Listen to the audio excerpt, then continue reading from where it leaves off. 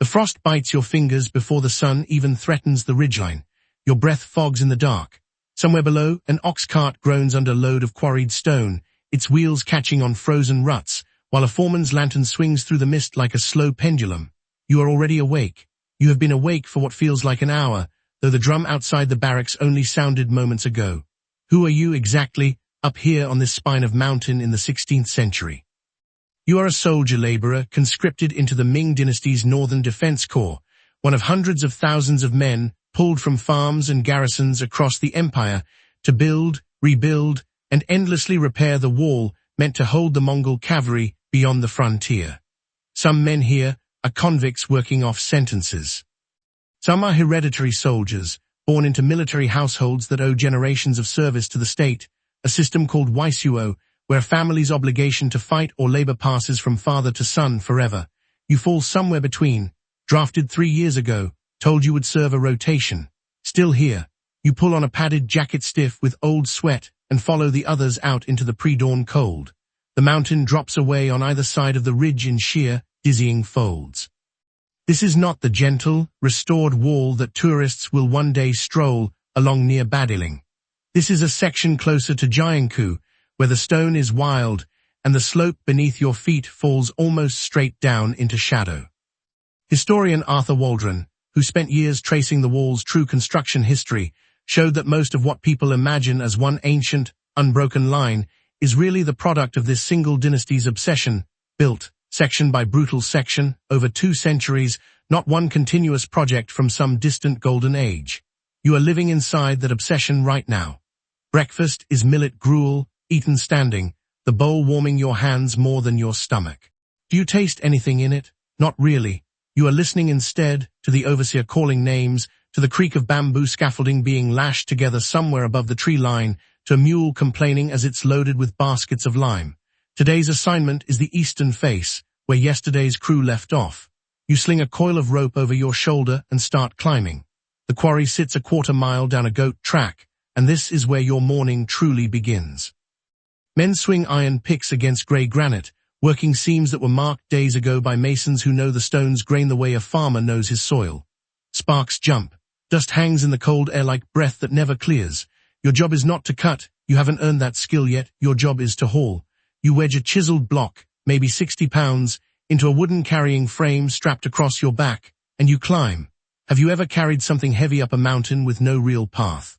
Every step is a negotiation with gravity. The rope harness cuts into your shoulders within the first 100 feet. Below you, a line of men snakes down toward the quarry and another climbs up beside you, and this is how it will go for hours, down empty, uploaded, down empty, uploaded, a human conveyor belt threading its way up a mountain that does not want to be built on. By mid-morning, your legs shake with every step, and you are not alone in that. A man ahead of you stumbles on a loose shelf of rock and goes down hard, block and all, and for one long second nobody moves. Then hands are on him, pulling him back from the edge, checking for broken bones. He's lucky. Others haven't been. Archaeologist William Lindesay, who has walked and mapped thousands of miles of the wall over decades, has written about how sections like this one swallowed workers whole, men buried in landslides, men who fell, men who simply gave out from exhaustion and were left where they dropped because the work could not stop to grieve them. There's a grim old saying about this wall, half legend and half truth, that for every stone laid, a man's bones lie somewhere beneath it. You try not to think about that as you climb. At the top, the masons are waiting, and this is where the wall actually becomes the wall. You watch them work as you set down your load and catch your breath. They mix mortar in wide wooden troughs, not simple mud, but something stickier, something that smells faintly sweet under the lime. Centuries later, chemists led by researcher Zhang Bingjian will analyze mortar samples from Ming-era wall sections and discover the secret. The builders blended slaked lime with a paste made from boiled glutinous rice. The starch in that rice created a mortar so dense and so strong that entire sections of wall built with it are still standing today, resisting weather and earthquakes that have crumbled far newer construction. You don't know any of that history, of course. You only know that the paste is warm when it's mixed, and that your hands ache from packing it between stones by midday. The sun climbs, and with it, the temperature barely. This is a northern frontier in a season that doesn't forgive, Sweat soaks your inner layers even as the wind off the ridge threatens frostbite on your ears.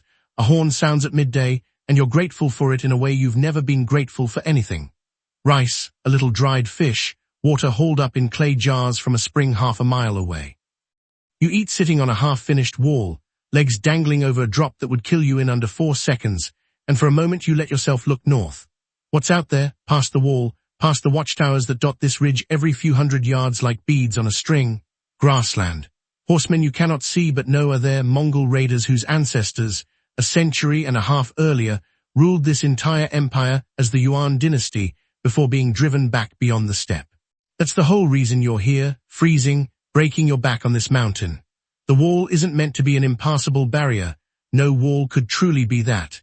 It's meant to slow riders down, funnel them toward garrisons and beacon towers where signal fires and cannon smoke can summon soldiers faster than any horse can gallop. Historian Julia Lovell, who traced the wall's long and contested history, described it less as a single fortress and more as a nervous system, watchtowers relaying warnings down the line, garrison to garrison, all the way to the capital. The afternoon is worse than the morning. Isn't it always? Your body has spent everything you gave it and now runs on stubbornness alone. The scaffolding groans under your weight as you climb it to pack mortar into the upper courses, and below you a foreman shouts measurements up to the masons. The wall must be a certain width at its base, narrow at its crown, tall enough that a man on horseback cannot simply ride up and over. You've heard that entire villages were emptied to feed workers to sections like this. You've heard officials keep tallies of the dead the way merchants keep tallies of grain. You try not to become a number today.